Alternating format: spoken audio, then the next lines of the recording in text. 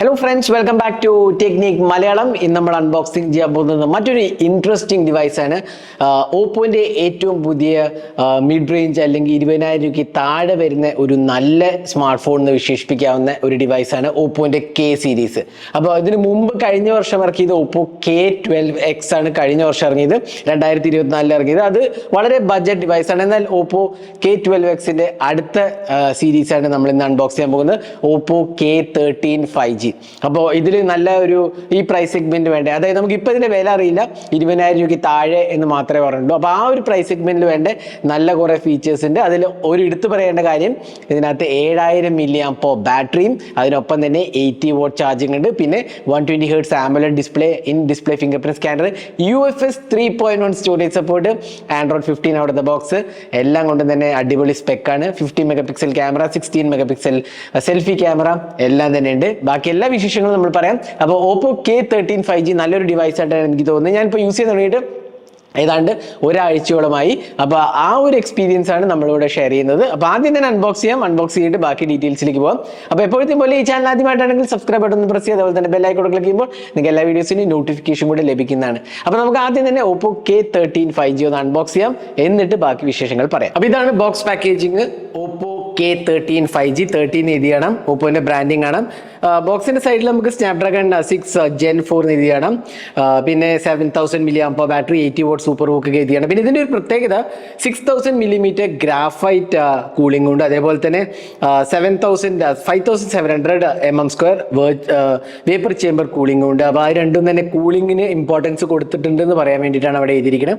ഇതിന്റെ വില നമുക്കറിയില്ല. ഇത് എഗെയിൻ എന്താ പറയുക 20,000 rupees താഴെ വരും എന്നുള്ളത് മാത്രമേ നമുക്കറിയുള്ളൂ. അതേപോലെ രണ്ട് വേരിയന്റ് ആണ് അവൈലബിൾ ആവുന്നത്, 8 128, 8 256. 12 GB റാം വേരിയന്റ് ഇല്ല. IC പേർപ്പിളും ഒരു പ്രിസം ബ്ലാക്ക് എന്ന് പറഞ്ഞ കളറാണ്. നമുക്ക് IC പേർപ്പിളാണ് കിട്ടിയിരിക്കുന്നത്. സാർ വാല്യൂ വേണ്ടവർക്ക് ഹെഡ്സ് ആർ 1.191, ബോഡീസ് ആർ 0.636 ആണ്. അപ്പോൾ ഇത്രയാണ് ബോക്സിന്റെ പുറത്ത് എഴുതിയിട്ടുള്ളത്. ഇനി നമുക്ക് ബോക്സ് ഒന്ന് തുറക്കാം. അപ്പോൾ ഓപ്പോ K13 5G ബോക്സ് തുറക്കുമ്പോൾ തന്നെ മുകളിൽ നമുക്ക് ഓപ്പോൻ്റെ ഒരു ചെറിയ ബോക്സ് ആണ്. ഇതിനകത്ത് നമുക്ക് ഒരു കേസ് ഉണ്ട്, ഒരു അടിപൊളി കേസ് ആട്ടോ. സത്യം പറഞ്ഞാൽ ഇങ്ങനത്തെ കേസുകൾ കൊടുക്കണം. അതിലേക്ക് വരാം. ഇതാണ് ക്വിക്ക് സ്റ്റാർട്ട് ഗൈഡ്. ഇവിടെ ഉണ്ടല്ലേ മാനുവൽ ആൻഡ് വാറന്റി ഇൻഫർമേഷൻ എല്ലാം തന്നെ കൊടുത്തിട്ടുണ്ട്. ഇനി ഈ കേസ് ഒന്ന് പരിചയപ്പെടാം. ഇതെനിക്ക് വളരെ ഇഷ്ടപ്പെട്ടു. നല്ല ഒരു സ്റ്റൈലിഷ് കേസ്, ആ കളറിനൊത്ത കേസാണ് കൊടുത്തിരിക്കുന്നത്. അത് ഡെഫിനറ്റ്ലി നല്ലൊരു കാര്യം എന്ന് പറയാം. നല്ലൊരു ഗ്രിപ്പുള്ള കേസാണ്. സ്റ്റാൻഡേർഡ് TPU കേസിന് പകരം, ക്ലിയർ കേസിന് പകരം ഉള്ളൊരിതാണ്. അപ്പോൾ ഇതാണ് ഓപ്പോ K13. ഇനി നമുക്ക് കിട്ടുന്ന ഒരു 80 watt അഡാപ്റ്ററാണ്. 80 watt സൂപ്പർ ഹൂക്ക് അഡാപ്റ്ററാണ്. ഒരു ചാർജിങ് കേബിളാണ്. ഒരു USB Type-C USB പിന്ന്, അതായത് സിം ട്രേ ജെക്ട് ചെയ്യാനുള്ള പിന്നുമാണ് കൊടുത്തിരിക്കുന്നത്.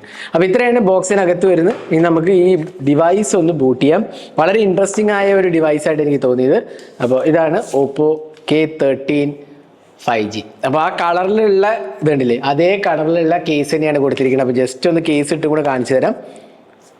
ഉണ്ടല്ലേ, നല്ലൊരു കേസും അതേപോലെ നല്ലൊരു ഫിറ്റിംഗ് കൊടുത്തിരിക്കണം. അപ്പോൾ ഇതേപോലത്തെ കേസ് എൻ്റെ അഭിപ്രായത്തിൽ എല്ലാ ബ്രാൻഡ്സും ഇറക്കണം. ഇതിപ്പോൾ ബഡ്ജറ്റ് ഡിവൈസാണ്. ബഡ്ജറ്റ് ഇൻ ദ സെൻസ് 20,000 രൂപേൻ്റെ താഴെ ഡിവൈസ് ആണെങ്കിലും അതേ കളറുള്ള കേസ് കൊടുത്തത് ഡെഫിനറ്റ്ലി നല്ലൊരു ഫീച്ചറാണെന്ന് പറയാം. പിന്നെ ഇവിടെ നമുക്ക് ഒരു ഡ്യുവൽ ക്യാമറ സെറ്റപ്പാണ്, ഡിസൈൻ ലാംഗ്വേജ് പറയുകയാണെങ്കിൽ. അതേപോലെ ഇവിടെ നമുക്ക് ഒരു LED ഫ്ലാഷ് കാണാം. പിന്നെ ബാക്കിൽ ഒരു പാറ്റേൺ കണ്ടോ, നിങ്ങൾക്ക് കാണാൻ സാധിക്കും. ഒരു പാറ്റേൺ ഉണ്ട്, അത് നല്ലൊരു സ്റ്റൈലിഷ് പാറ്റേൺ ആണ്. ഒരു മാറ്റ് ഫിനിഷാണ്. ഓപ്പോൻ്റെ ബ്രാൻഡിങ് കാണാം. ഡ്യുവൽ ക്യാമറയാണ്, ഒരു 50 MP ക്യാമറയാണ്. ഇവിടെ എല്ലാ എഡ്ജസ് എല്ലാം കർവ്ഡ് ആണ്. IR ബ്ലാസ്റ്റർ ഉണ്ട്.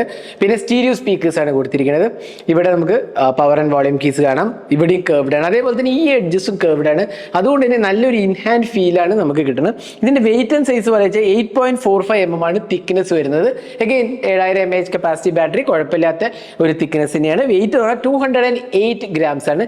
സ്ലൈറ്റ്ലി ഹയർ ആണ്, എന്നാലും ഇൻഹാൻഡ് എക്സ്പീരിയൻസ് നല്ലതാണ്. നല്ലൊരു ബാലൻസ് ഉണ്ടെന്ന് ഡെഫിനറ്റ്ലി പറയാം.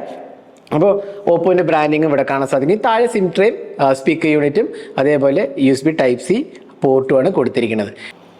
ഇനി ഡിസ്പ്ലേന്റെ കാര്യം വരുമ്പോൾ നമുക്ക് ഫ്രണ്ട് പാനലിൽ ഒരു 6.67 inches ആണ് ഡിസ്പ്ലേ വരുന്നത്. ഇനി ബെസൽസിന്റെ കാര്യം പറയുമ്പോൾ ഉണ്ടല്ലേ, അത്യാവശ്യം കുഴപ്പമില്ലാത്തൊരു ബെസൽസ് ആണ്. താഴത്തെ ബെസൽ കുറച്ചധികം ഉണ്ട്, എന്നാലും പ്രൈസ് സെഗ്മെന്റ് വെച്ച് നോക്കുകയാണെങ്കിൽ എനിക്കൊന്ന് കുഴപ്പമില്ല, അക്സെപ്റ്റ് ചെയ്യാവുന്നതാണ്. പഞ്ച് ഹോൾ സെൽഫി ക്യാമറയാണ്.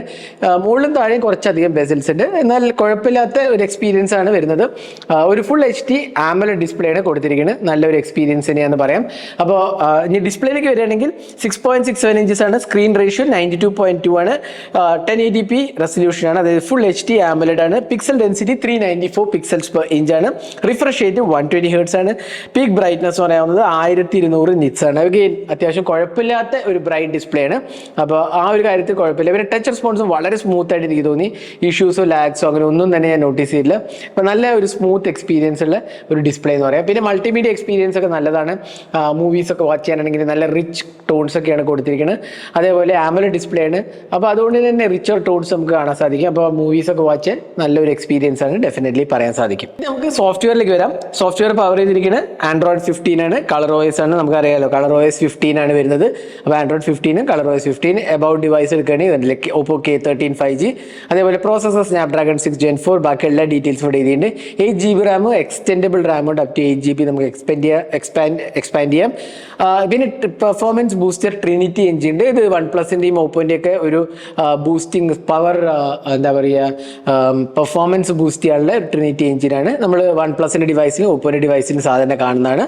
പിന്നെ Android 15 ആണ് ഔട്ട് ഓഫ് ബോക്സ് വരുന്നത്. പിന്നെ ഇതിന്റെ അപ്ഡേറ്റ് സൈക്കിൾ എന്ന് പറയുന്നത് 2 years ഓഫ് ആൻഡ്രോയിഡ് അപ്ഡേറ്റ്സും 3 years ഓഫ് സെക്യൂരിറ്റി പാച്ചസും ആണ് പ്രോമിസ് ചെയ്തിരിക്കുന്നത്. അപ്പോൾ OS എക്സ്പീരിയൻസ് നല്ലതാണ്.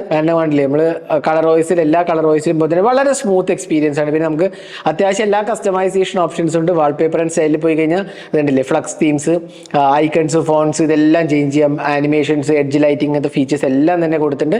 അതേപോലെ തന്നെ നമുക്ക് എന്താ പറയുക, UI എക്സ്പീരിയൻസ് കുഴപ്പമില്ല. പിന്നെ നമുക്ക് ബ്ലോട്ട് വേസിൻ്റെ സീൻ പറയുകയാണെങ്കിൽ ഡെഫിനറ്റ്ലി ഒരുപാട് ബ്ലോട്ട് വേസ് ഉണ്ട്.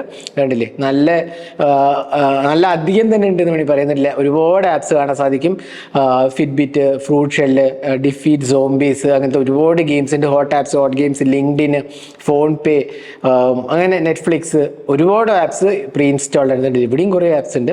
പക്ഷേ ഇതെല്ലാം നമുക്ക് ഒന്ന് അൺഇൻസ്റ്റാൾ ചെയ്ത് കളയാന്നുള്ളതാണ് ഇതിൻ്റെ ഒരു ഗുണം. അപ്പോൾ ജസ്റ്റ് ഒന്ന് ഫോൺ വാങ്ങുകയാണെങ്കിൽ നമുക്ക് ജസ്റ്റ് വാങ്ങിക്കഴിഞ്ഞാൽ ഇതൊന്ന് ക്ലീൻ അപ്പ് ചെയ്യായിരിക്കും ഏറ്റവും നല്ലത്. ഇതെല്ലാം ഒന്ന് അൺഇൻസ്റ്റാൾ ചെയ്ത് കഴിഞ്ഞാൽ വളരെ നല്ല ഒരു ക്ലീൻ UI നമുക്ക് കിട്ടും. കാരണം എന്താ വെച്ചാൽ ഈ ബ്ലോട്ട് വേസ് എല്ലാം തന്നെ അൺഇൻസ്റ്റാൾ ചെയ്ത് നമുക്ക് കളയാവുന്നുള്ളത് നല്ലൊരു ഫീച്ചറാണ്. ചില ഫോൺസിലൊക്കെ അത് അൺഇൻസ്റ്റാൾ ചെയ്ത് കളയാൻ പറ്റാറില്ല. പക്ഷെ എന്നാലും ഇവിടെ നമുക്ക് അത് ഉണ്ട്. അപ്പോൾ അതുകൊണ്ട് കുഴപ്പമില്ല. എന്നാലും ബ്ലോട്ട് വേസ് ഒരുപാടുണ്ട്. Probably the highest in the segment എന്നൊക്കെ വേണമെങ്കിൽ പറയാം. അത്രയ്ക്കധികം ബ്ലോട്ട് വേസ് ഇൻസ്റ്റാൾഡ് ആണ്. അപ്പോൾ ഇതാണ് UI എക്സ്പീരിയൻസ് പറയുന്നത്. അപ്പോൾ ഓവറോൾ നല്ലൊരു UI ആണ്, നല്ല സ്മൂത്ത് എക്സ്പീരിയൻസ് ആണ്. എന്നാൽ ബ്ലോട്ട് വേസ് ഒന്ന് ക്ലീൻ അപ്പ് ചെയ്താൽ നല്ലൊരു UI എക്സ്പീരിയൻസ് നമുക്ക് കിട്ടുന്നതാണ്. പിന്നെ സോഫ്റ്റ്വെയറിൻ്റെ കാര്യം പറയുമ്പോൾ നമ്മൾ വേറൊന്നും പറയാൻ വിട്ടുപോയി. ഇതിനകത്ത് ഒരുപാട് AI ഫീച്ചേഴ്സ് ഉണ്ട്. നമുക്ക് ഗാലറിയിലൊക്കെ പോയി കഴിഞ്ഞാൽ AI അൺബ്ലർ, AI ഇറേസർ, അതേപോലെ AI നോട്ട് ടേക്കിംഗ്, നമ്മൾ ഓപ്പോൻ്റെയും OnePlusന്റെ ഡിവൈസിലൊക്കെ കണ്ട അതേ AI എക്സ്പീരിയൻസ് നമുക്ക് ഒരുപാടുണ്ട്. അതെല്ലാം തന്നെ നമുക്ക് ക്യാമറ ഗാലറിയിൽ പോയാലും കിട്ടും. അല്ലെങ്കിൽ നമുക്ക് ഇവിടെ തന്നെ നോട്ട് ടേക്കിംഗ് ആപ്ലിക്കേഷൻ, അങ്ങനത്തെ കാര്യത്തിലൊക്കെ തന്നെ നമുക്ക് ഒരുപാട് AI ടൂൾസും ഇതിനകത്ത് പ്രീ ഇൻസ്റ്റാൾഡ് ആണ്. അപ്പോൾ അങ്ങനത്തെ AI എനേബിൾഡ് ഫീച്ചേഴ്സ് ഒക്കെ തന്നെ സോഫ്റ്റ്വെയറിൽ നമുക്ക് ലഭിക്കുന്നുണ്ട്. അപ്പോൾ നമ്മൾ ഡിസൈൻ, ബിൽഡ് ക്വാളിറ്റി, സോഫ്റ്റ്വെയറിൻ്റെ കാര്യമൊക്കെ പറഞ്ഞു. ഇനി നമുക്ക് പെർഫോമൻസിലേക്ക് വരാം. ഇവിടെ ഇതിനകത്ത് പവർ ചെയ്തിരിക്കുന്ന Snapdragon 6 Gen 4 ചിപ്പാണ്. ഇത് ഈ അടുത്ത് അനൗൺസ് ചെയ്ത ഒരു ചിപ്പാണ്. അതായത് ഫെബ്രുവരി 2025 അനൗൺസ് ചെയ്തതാണ് Snapdragon 6 Gen 4.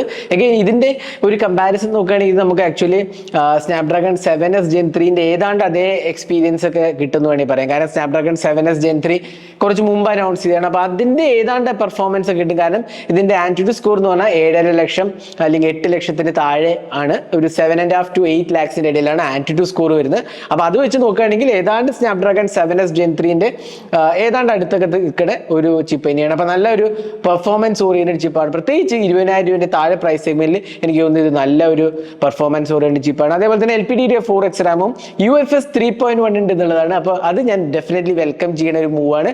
കാരണം നമ്മൾ അടുത്ത അനൗൺസ് ചെയ്ത iQOO Z10, Moto Edge 60, Fusion എല്ലാം തന്നെ UFS 2.2 ആണ്. ഈവൻ പോക്കോ X7 UFS 2.2 ആണ്.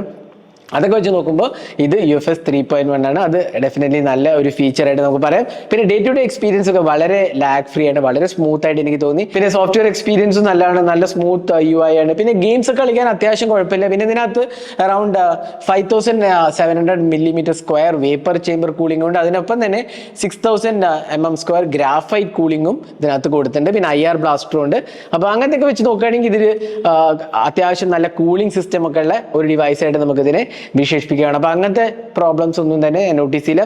പിന്നെ ഇൻ ഡിസ്പ്ലേ ഫിംഗർ പ്രിന്റ് സ്കാനറാണ്. അതിനൊപ്പം തന്നെ നമുക്ക് എന്താ പറയുക എല്ലാ 5G ബാൻഡ്സും സപ്പോർട്ടഡ് ആണ്. അപ്പോൾ ആ കാര്യത്തിലൊന്നും തന്നെ ഒരു പ്രോബ്ലം ഞാൻ നോട്ടീസ് ചെയ്തിട്ടില്ല. പിന്നെ ഡ്യുവൽ സ്റ്റീരിയോ സ്പീക്കേഴ്സ് ഉണ്ട്, IP65 റേറ്റിംഗും ഇൻക്ലൂഡഡ് ആണ്. അപ്പോൾ സ്റ്റീരിയോ സ്പീക്കേഴ്സ് അത്യാവശ്യം നല്ല ലൗഡായിട്ടാണ് എനിക്ക് തോന്നിയത്. അപ്പോൾ ആ കാര്യത്തിലൊന്നും തന്നെ കോംപ്രമൈസസ് ഒന്നും തന്നെ ഇതിനകത്തില്ല. ഇനി ക്യാമറയിലോട്ട് വേണമെങ്കിൽ നമുക്ക് ഇവിടെ കിട്ടുന്നത് ഒരു 50 mega pixel dual camera setup ആണ്. പ്രൈമറി 50 മെഗാ പിക്സൽ ക്യാമറ, ഇതൊരു ഒംനിവിഷൻ സെൻസറാണ്. ഓട്ടോ ഫോക്കസിന്റെ f1.85 അപ്പേച്ചർ ആണ് കൊടുത്തിരിക്കുന്നത്. പിന്നെ ഒരു 2 മെഗാ പിക്സൽ ഡെപ്ത് സെൻസറാണ്. പിന്നെ സെൽഫി ക്യാമറ ആണെങ്കിൽ നമുക്ക് കിട്ടുന്നത് 16 മെഗാ പിക്സൽ സോണി IMX480 സെൻസറാണ് കൊടുത്തിരിക്കുന്നത്. അപ്പോൾ പ്രോപ്പർ ഒരു സിംഗിൾ ക്യാമറ സെറ്റപ്പ് എന്ന് വേണമെങ്കിൽ പറയാം. ഡ്യുവൽ ക്യാമറ പോർട്രേറ്റ്സിന് മാത്രമേ ഉള്ളൂ, എന്നാലും കുഴപ്പമില്ല.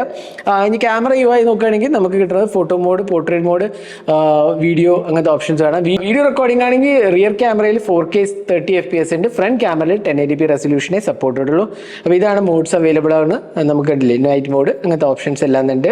അപ്പോൾ നമുക്ക് ഓപ്പോ K13 5G എടുത്ത കുറച്ച് ക്യാമറ സാമ്പിൾസ് ആണ്. ഇതെല്ലാം ഓപ്പോ K13 എടുത്താണ്. എനിക്ക് നല്ല ഇഷ്ടപ്പെട്ടു ക്യാമറ. ഈ ഒരു പ്രൈസ് സെഗ്മെന്റിൽ ഡെഫിനറ്റ്ലി നല്ല വേർത്തി ക്യാമറ എന്ന് വിശേഷിപ്പിക്കാവുന്ന നല്ലൊരു ക്യാമറ സെറ്റപ്പാണ് ഇതിനകത്ത് കൊടുത്തിട്ടുള്ളത്. അപ്പം ഓവറോൾ നല്ലൊരു എക്സ്പീരിയൻസ് തന്നെയാണ് ഓപ്പോ K13 5G ക്യാമറയിൽ തന്നിരിക്കുന്നത്. സെൽഫി ആണെങ്കിലും റിയർ ക്യാമറ ആണെങ്കിലും അത്യാവശ്യം നല്ല ഭേദപ്പെട്ട എക്സ്പീരിയൻസ് ആണ്. നിങ്ങളുടെ അഭിപ്രായങ്ങൾ കമന്റ് സെക്ഷനിൽ പോസ്റ്റ് ചെയ്യാൻ മറക്കരുത്. എന്ത് തോന്നുന്നു ഈ ക്യാമറ സാമ്പിൾസ് കണ്ടിട്ട്.